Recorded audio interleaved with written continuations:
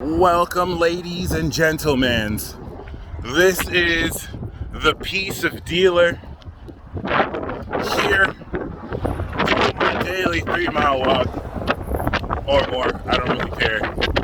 And I am here to bring you the next magical moon message. Actually, I'm very late. My apologies. I'm gonna be early on Virgo season, or moon in Virgo, and I'm gonna hit y'all with a reality check recap, because there's a lot of bullshit we need to just make sure we're recapped on. But before the moon goes into Virgo and reminds people, that facts don't give a single damn about anybody's feelings, it'll remain factual. Let me just remember and remind y'all that it is because of Leo you have the courage to do anything.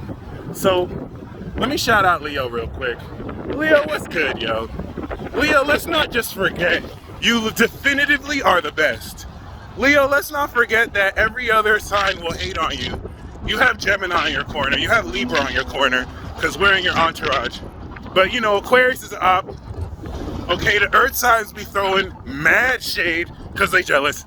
The water signs are just jealous of you. Okay, Leo, so I just wanted to remind you, Leo.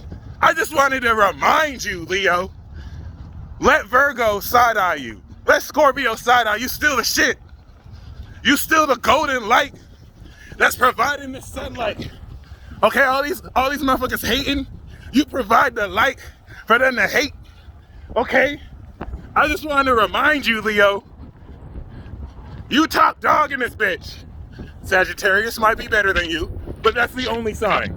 All these other signs better bow down. Other than Gemini. Gemini also is not, it's next, is your best friend. But other than that, Leo, we see you. All right, don't let these hating ass motherfuckers try and play you like you Cancer or something. Like you just gonna let them walk all over you. You not Cancer. You not Pisces. Leo, don't forget, who the fuck really runs it? Other than that, yo, Moon in Leo, Sun in Taurus. Shout out to Cancer, shout out to Pisces.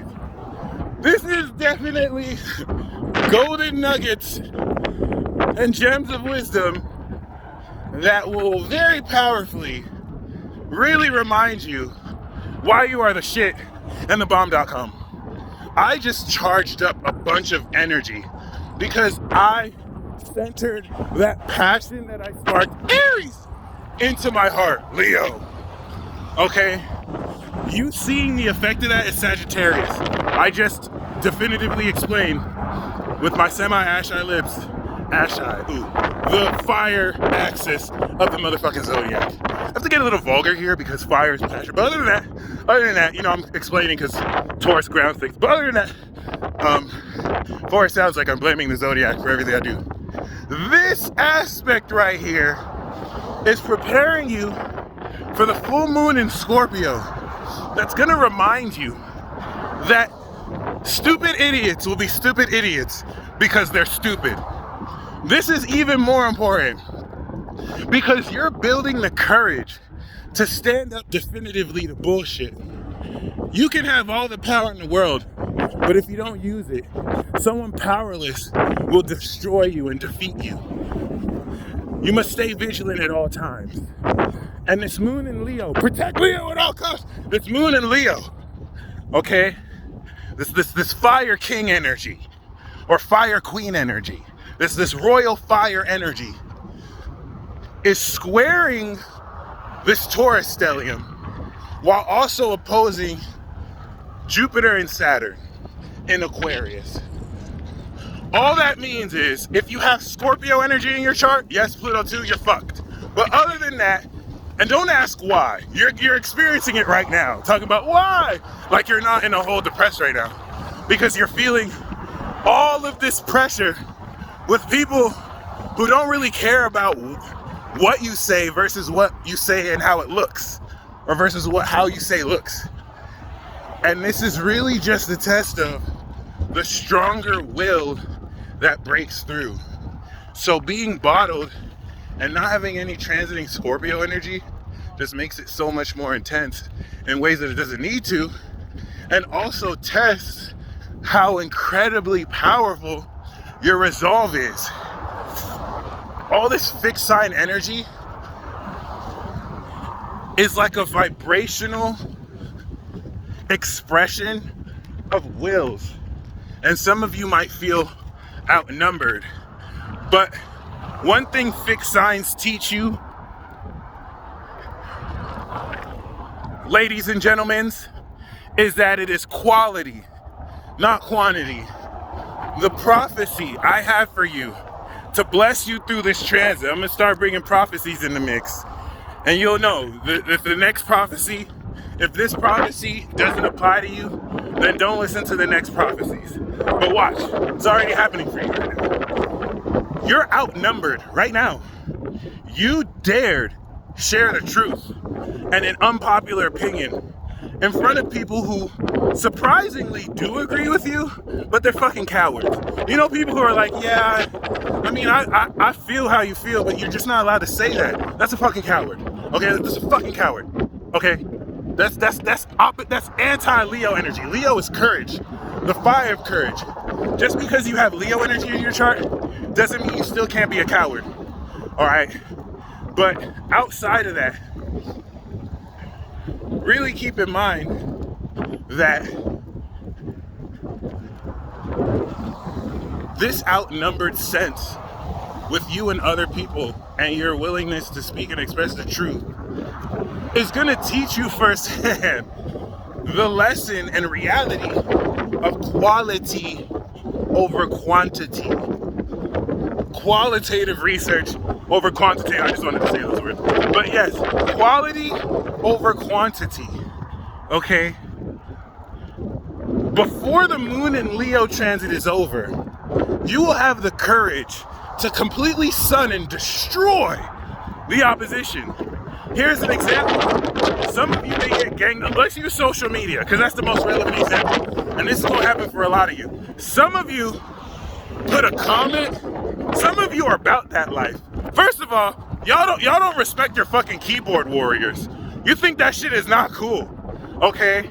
And you know, some keyboard warriors, you know what I'm saying? They be making the rest of us look bad. But y'all need to throw some fucking respect at the keyboard warriors who lay it all down on the line to enter threads and get it popping. You motherfuckers don't know about that. So y'all need to keep our names out your mouth. But it is what it is. It is what it is. Some of you are about that life. You're not foo-foo. You're not scary. And so you might have commented on a thread. I mind my business. I don't really go to other people's posts. But some of you spread the truth around. And so you're on an open forum post that anyone can comment on. And you share an unpopular opinion. This is an example. But some of you watching this, you're going through this right now. Because it's not just a day that this is going to happen. You share an unpopular opinion on a post where a lot of people act mentally like children, but you didn't know that until you commented. And you know, you see a bunch of people carrying on a fake narrative, and you just share your heart, Moon and Leo. You're like, hey, y'all are tripping. Like, this is the truth. It's unpopular opinion. And you instantly get jumped. Cyber jumped. And a whole bunch of people are spamming your comment, messaging you, and this is the prophecy, because they think you soft. They don't know God sent you to be this sharpshooter. So you just start clapping back on all of them idiots. And like, not just in a petty way where you're arguing back and it's just a bunch of people yelling.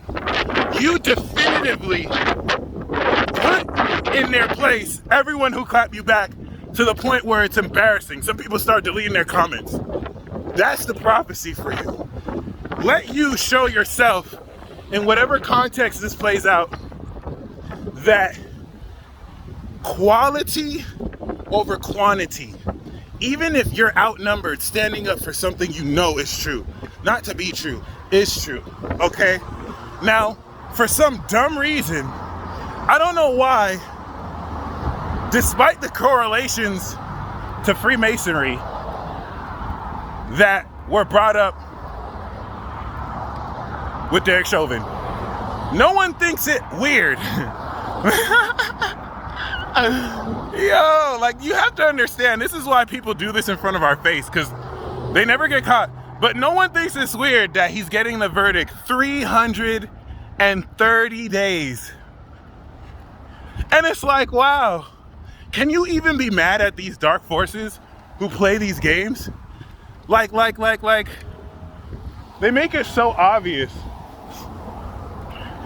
And what I'm talking about actually has nothing or less to do with Freemasonry, more than it has to do with the fact that all this shit is orchestrated and exploiting the magical power of numerology to do whatever, really, at this point. We're done with the experimental phase, y'all. And Moon in Leo is grounding up courage because it's 4th house to the Sun in Taurus. So you're standing in this awareness of unconventional value. And the thing about Taurus and Leo is, yeah, I appreciate you, but based on that appreciation, am I excited about you? Some of you really need to ask yourself, are you confident about what you're valuable about? You know what I'm saying? Like, if you were selling glasses, or if you were selling headphones, you feel me? Are you gonna be like, yeah, I got these headphones, they work? Or are you gonna be like, yo, these headphones are the shit. These headphones are amazing that I just dropped and almost broke them. You see these headphones? I listen to them every day. They're valuable. You can get them for a cheap price, but look, I love them. And in a way that's not insincere, because Leo is after Cancer sincerity. So if it's insincere, you're gonna make it worse. Like, do you feel that way about yourself? Because that Leo is all about romance and machismo and dating. This is where you start to get romantic, where it's like, yeah, you can be confident in yourself, but Leo is a social shine. So can you relay that confidence passionately? Like, yeah, baby, I'm all that and more. Wait. You talking to somebody, cancel your plans. Why are you dating that lame? I know you've known him for like all your life, but look at me. Now that's a little bit too much, Leo.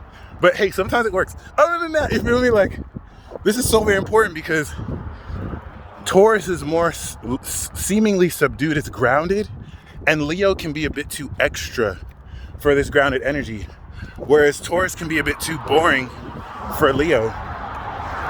But the Sun is in Taurus, and so this practical common sense wisdom is encouraging you to feel authentically what you're passionate about, your value and worth, and what you could be in a position to realistically cultivate coming into the full moon, where the opposition in Scorpio will intensify such emotions.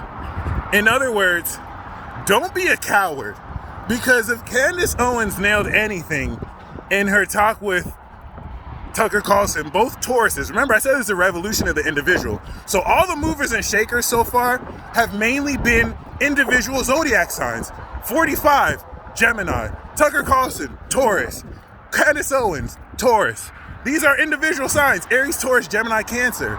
Right, that's why they were picking off Cancers, because Cancer is the most powerful one of us. They're the psychic, next to Aries, but they can't touch Aries. So here's the thing. The opposition to Aqua is gonna test how boldly you can stand in the presence of those who don't align to the integrity of knowledge and just believe false narratives.